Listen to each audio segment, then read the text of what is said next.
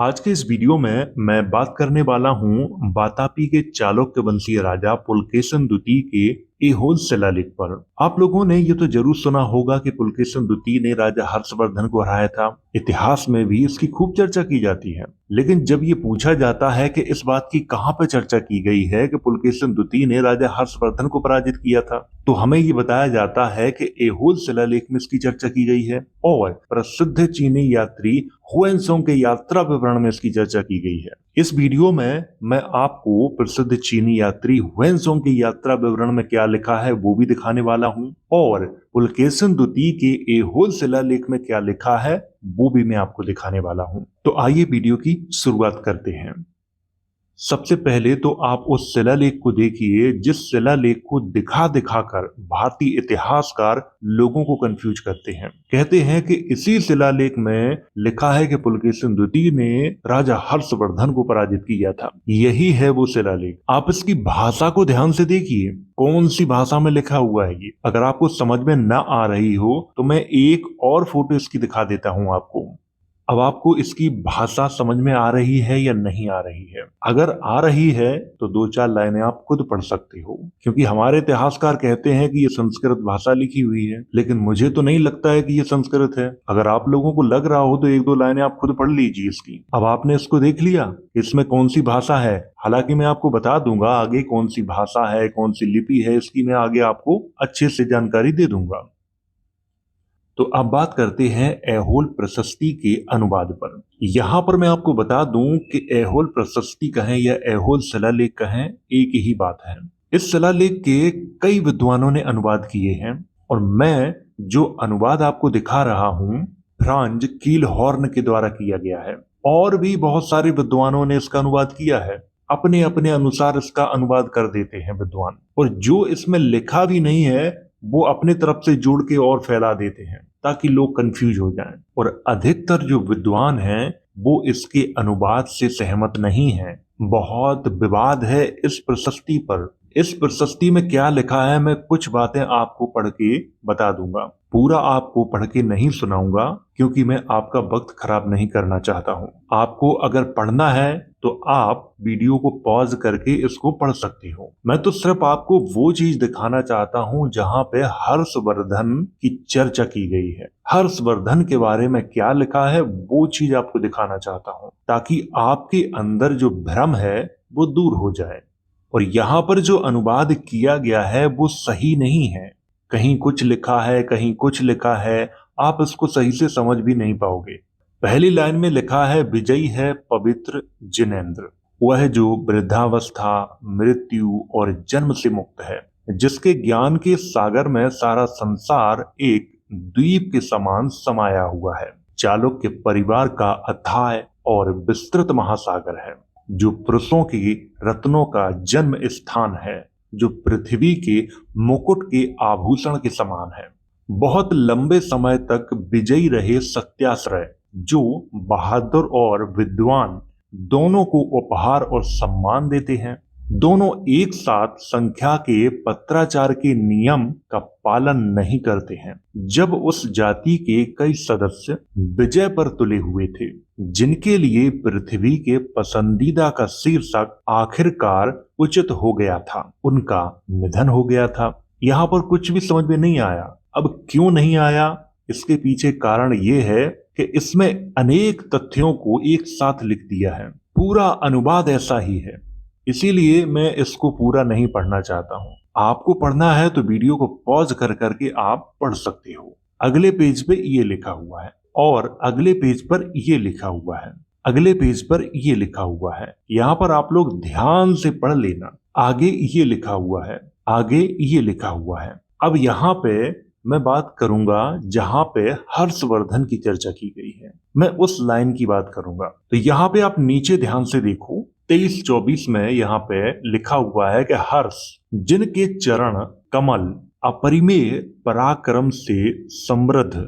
सामंतों के मुकुटों के रत्नों की किरणों से सुशोभित थे, उनके माध्यम से उनका हर्ष भय से पिघल गया था। अपने हाथियों की पंक्तियों के साथ घिनौना हो गया था। आगे लिखा है, युद्ध जब वे अपनी व्यापक सेनाओं के साथ पृथ्वी पर शासन कर रहे थे, विंध्य का पड़ोस किसी भी तरह से रेवा के कई सैंडबैंक की चमक से निराश नहीं था, तो उनके महान व्यक्तिगत वैभव से और भी अधिक चमक उठी उनके हाथियों से बचने के लिए, क्योंकि जैसा कि लग रहा था उन्होंने अपने थोक में पहाड़ों को टक्कर दी।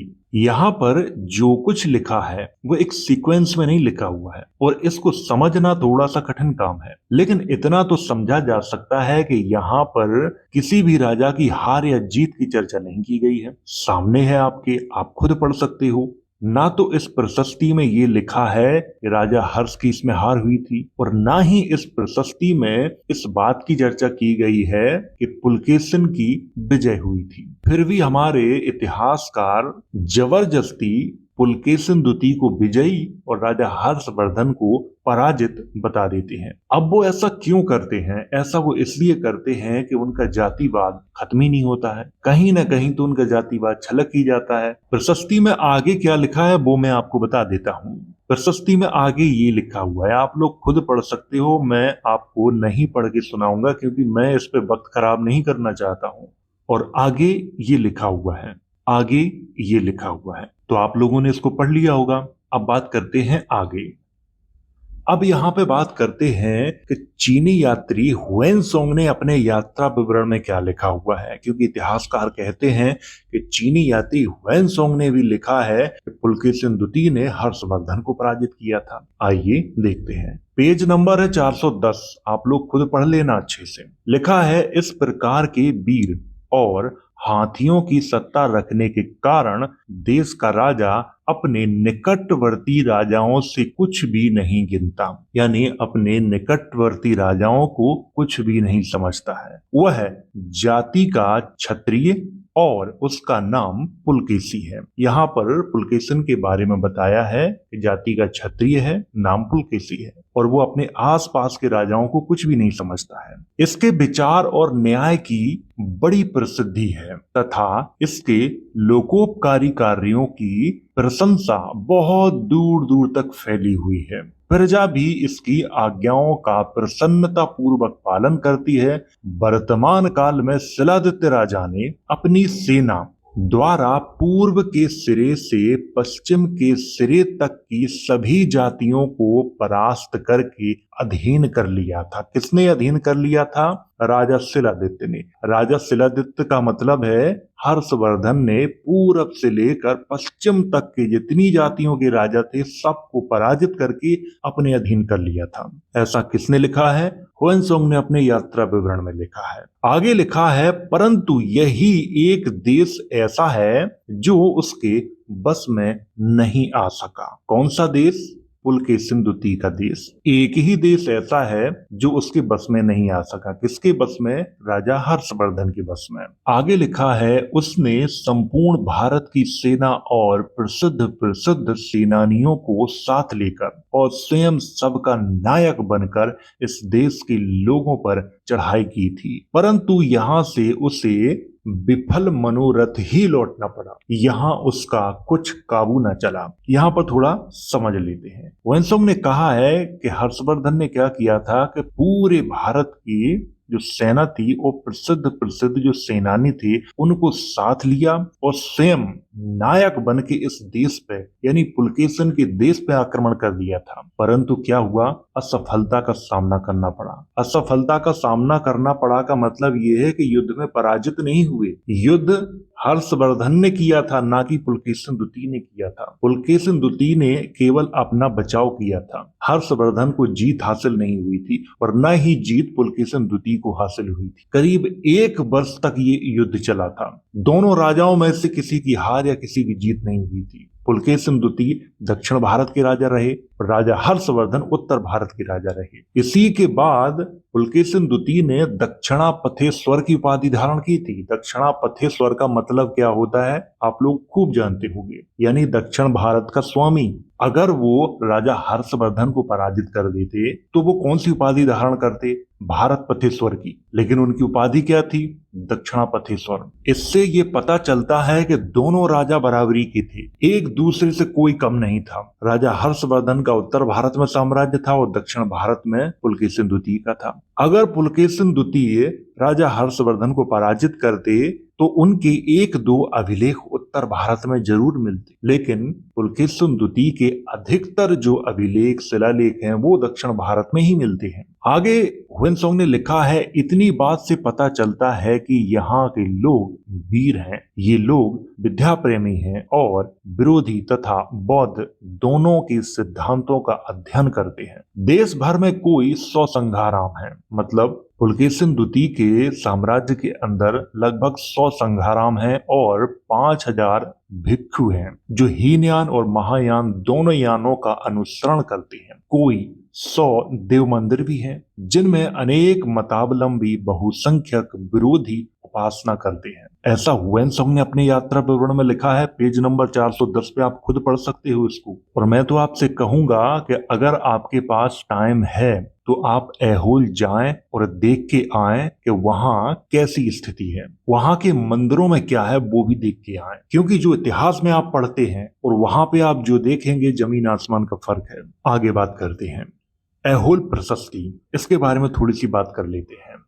ऐहोल शिलालेख, जिसे ऐहोल प्रशस्ति के नाम से भी जाना जाता है। प्रशस्ति का अर्थ होता है किसी की प्रशंसा में लिखा हुआ लेख। इस बात को आपको ध्यान रखना है। यह प्रशस्ति कर्नाटक राज्य के ऐहोल शहर में स्थित दुर्गा मंदिर और पुरातात्विक संग्रहालय से लगभग 600 मीटर दूर दक्षिण पूर्व में स्थित पहाड़ी की चोटी पर मेगुती जैन मंदिर की पूर्वी दीवार पर उत्कीर्ण की गई है। प्राचीन कन्नड़ भाषा तथा चालुक्य लिपि में लिखी गई है। यहाँ पर मैं थोड़ा रुकता हूँ। प्राचीन कन्नड़ भाषा, अब यहाँ पे भारतीय इतिहासकार क्या लिखते हैं? संस्कृत भाषा। मैंने आपको शुरुआत में दिखाई थी प्रशस्ति, क्या उसमें संस्कृत भाषा थी? नहीं। इसीलिए मैं कहता हूं कि हमारे इतिहासकार सबसे ज्यादा कंफ्यूज खुद करते हैं। अब कुछ लोग ये तर्क देते हैं कि देखिए लिखी तो संस्कृत भाषा है लेकिन लिपि अलग है। उनके लिए सिर्फ मैं इतना ही कहूंगा कि इतने सस्ते तर्क मत दिया करो कि एक बच्चा भी इन तर्कों को काट देगा। अगर तर्क देना है तो इतना जबरदस्त दो कि उसको काटने के लिए सामने वाले को 100 बार सोचना पड़े। तो अब आप समझ गए होंगे कि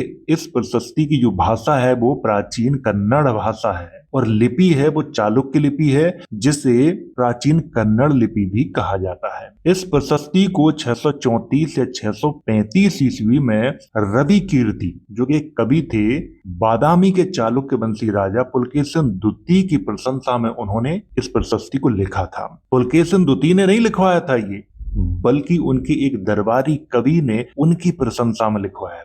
इस प्रशस्ति में 19 पंक्तियां हैं, जिसमें अंतिम 2 पंक्तियां बाद में किसी ने जोड़ी हैं। 1870 के बाद से कवि रवि कीर्ति के द्वारा लिखी गई इस प्रशस्ति को कई बार संशोधित, पुनः प्रकाशित और अनुवादित किया गया। अब आप समझ गए होंगे कि 1870 के बाद इसको कई बार संशोधन किया गया, इसमें कई बार प्रकाशित की गई और कई बार इसका अनुवाद किया गया। क्यों किया गया? क्योंकि इतिहासकार एक मत नहीं है, कोई कहता है ये है, कोई कहता है ये है। हर इतिहासकार अपनी जाति को ऊंचा दिखाने का प्रयास करता है और हमारे देश में जातिवाद का ही तो वर्चस्व है, इसीलिए तो हमारा पूरा इतिहास ही विवादित है। यह शिलालेख अपने ऐतिहासिक विवरणों के लिए मिथक के साथ मिश्रित है। समझ गए आप? मिथक के साथ मिश्रित है और विद्वानों की असहमति के कारण यह उल्लेखनीय भी है। 1876 में ऐहोल प्रशस्ति के लेख को संपादित और प्रकाशित करने वाला पहला व्यक्ति फिलीट को माना जाता है। हालांकि त्रुटियों के होने के कारण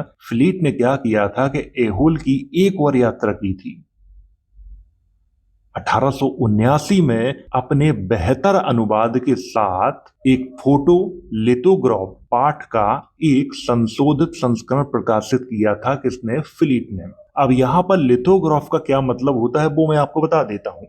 ग्रीक भाषा में लिथो का अर्थ होता है पत्थर और ग्राफी का अर्थ होता है लिखना। यानी कि पत्थर पर लिखने की कला को लिथोग्राफ कहा जाता है। 1901 में संस्कृत के विद्वान कीलहॉर्न ने फ्लीट के सुझाव पर शिलालेख को फिर से संपादित किया। उन्होंने फोटो लिथोग्राफ का एक और उन्नत संस्करण प्रकाशित किया। एहोल प्रशस्ति प्राचीन कथाओं को बढ़ा चढ़ाकर पेश करती है। अब आप यहाँ पर समझ गए, प्राचीन जो कथाएं हैं उन्हें बढ़ा चढ़ाकर पेश करती है ये प्रशस्ति। लेखक रवि कीर्ति अपने संरक्षक राजा पुलकेशिन द्वितीय की तुलना किंवदंतियों से करता है। किंवदंतियों का मतलब समझते हो? अफवाहों से, जनता की सुनी सुनाई बातों से, और खुद की तुलना कुछ महानतम कवियों से करता है। और ऐसा मैं नहीं कह रहा हूं, कीलहॉर्न ने खुद कहा है और उसी ने इसका अनुवाद किया है। एहोल प्रशस्ति में जो प्राचीन कथाएं हैं उन्हें बढ़ा चढ़ाकर पेश किया गया है। पूरी प्रशस्ति राजा के कहने पर नहीं लिखी गई है, बल्कि एक दरबारी कवि ने अपने राजा को प्रसन्न करने के लिए लिखी है। एहोल प्रशस्ति के अनुवादकार कीलहॉर्न के अनुसार यह अतिशयोक्ति है। अतिशयोक्ति का मतलब बढ़ा चढ़ाकर इसमें बात की गई है। लेकिन भाषा की शुद्धता के अनुसार रवि कीर्ति की काव्य रचना से ये पता चलता है कि वह अपने समय के दरबारी कवियों और प्रशस्तियों के लेखकों के सबसे उच्च पद पर था। और यहाँ पर आपको ध्यान रखना है, काव्य रचना, ये क्या लिखा हुआ है? काव्य रचना से पता चलता है, इतिहास नहीं बल्कि काव्य रचना लिखा हुआ है।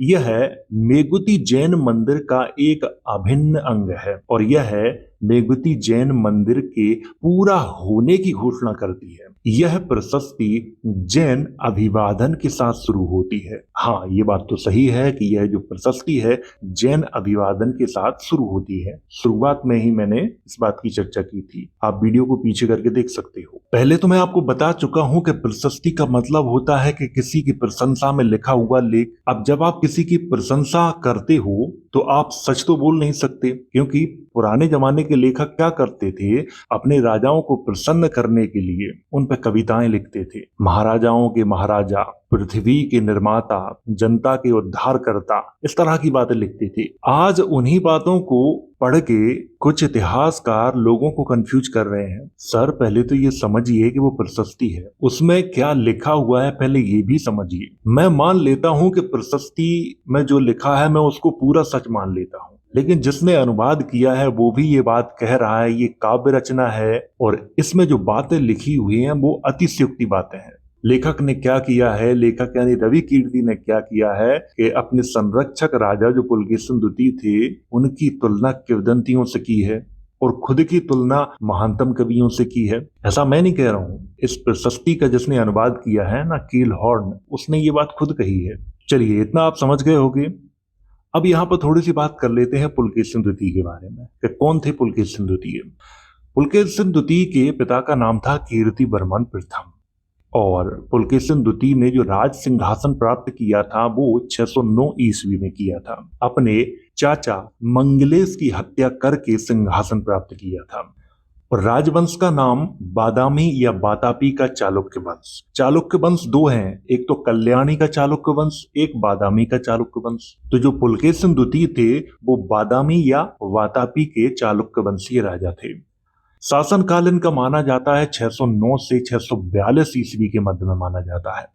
उपाधियां इनके पास कौन कौन सी थी उन पे बात कर लेते हैं। सत्याश्रय, इसका मतलब क्या होता है? सत्य को आश्रय देने वाला राजा। और एक इनकी उपाधि थी परम भट्टारक, इसका मतलब होता है सबसे पूजनीय या कहे सबसे सर्वोच्च। और महाराजाधिराज, महाराजाधिराज का मतलब होता है महान राजाओं का राजा। श्री पृथ्वी बल्लभ, ये भी उनकी उपाधि थी, इसका मतलब होता है पृथ्वी का प्रधान राजा या कहे पृथ्वी का सबसे प्यारा, ऐसा भी कह सकते हो। परमेश्वर, ये भी उनकी उपाधि थी, परमेश्वर का मतलब होता है सर्वोच्च भगवान। दक्षिणापथेश्वर, दक्षिणापथेश्वर ये उपाधि आप लोगों को ध्यान रखनी है कि ये उपाधि ही ये दर्शाती है कि वो दक्षिण भारत के राजा थे, पूरे भारत के राजा नहीं थे, न उत्तर भारत के राजा थे। तो ये उनकी उपाधियां थी।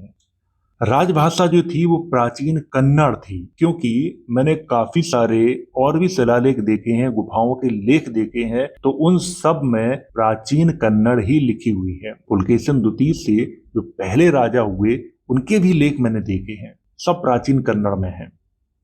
और उनकी लिपि चालुक्य लिपि या फिर कहें उसी को एक नाम देते हैं प्राचीन कन्नड़ लिपि। आप दोनों नाम कह सकते हो, चाहे प्राचीन चालुक्य लिपि कह सकते हो या प्राचीन कन्नड़ लिपि कह सकते हो। उसी लिपि में इनके शिलालेख लिखे गए हैं। धर्म की बात करें तो जैन धर्म, बौद्ध धर्म और हिंदू धर्म, ये तीनों धर्म इनके राज्य में मौजूद थे। हुएनसोंग ने कहा है, क्योंकि हुएनसोंग उस समय इनके देश में गए थे, तो हुएनसोंग ने ऐसा कहा है कि कई सौ संघाराम है और 5000 यहाँ पे भिक्षु निवास करते हैं, जो कि हीनयान महायान दोनों के हैं, और कई सौ मंदिर भी हैं। ये भी उन्होंने कहा है, अगर 100 संघाराम है तो कई सौ मंदिर भी हैं। परंतु आज आप अगर ऐहोल में जाओगे तो वहां पे एक ही आपको बुद्धिस्ट मठ मिलेगा और नहीं मिलेंगे आपको। तो अगर पुलकेशिन द्वितीय को धार्मिक रूप से देखा जाए तो एक सहिष्णु राजा थे।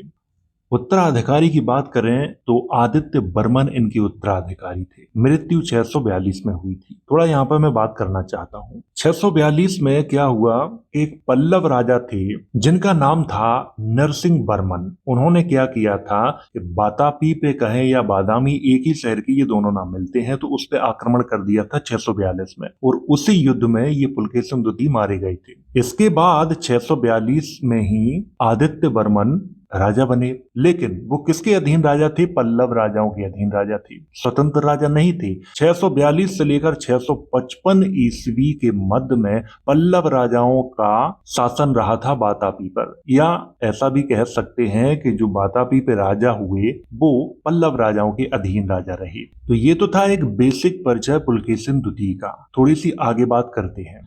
ये जो आप देख रहे हो पुलकेशिन द्वितीय का साम्राज्य, ये था, इतने बड़े एरिया में उनका साम्राज्य फैला हुआ था। और राजा हर्षवर्धन का जो साम्राज्य था वो इतने बड़े एरिया में फैला हुआ था। उत्तर भारत में राजा हर्षवर्धन का साम्राज्य फैला हुआ था और इधर दक्षिण भारत में पुलकेशिन द्वितीय का फैला हुआ था। ये ऐतिहासिक रूप से यही साम्राज्य उनका बताया जाता है। इतिहास में भी इसी की चर्चा की जाती है और कहीं ना कहीं ये सच भी है। पुलकेशिन द्वितीय उत्तर भारत के राजा नहीं हुए और राजा हर्षवर्धन दक्षिण भारत के राजा नहीं हुए।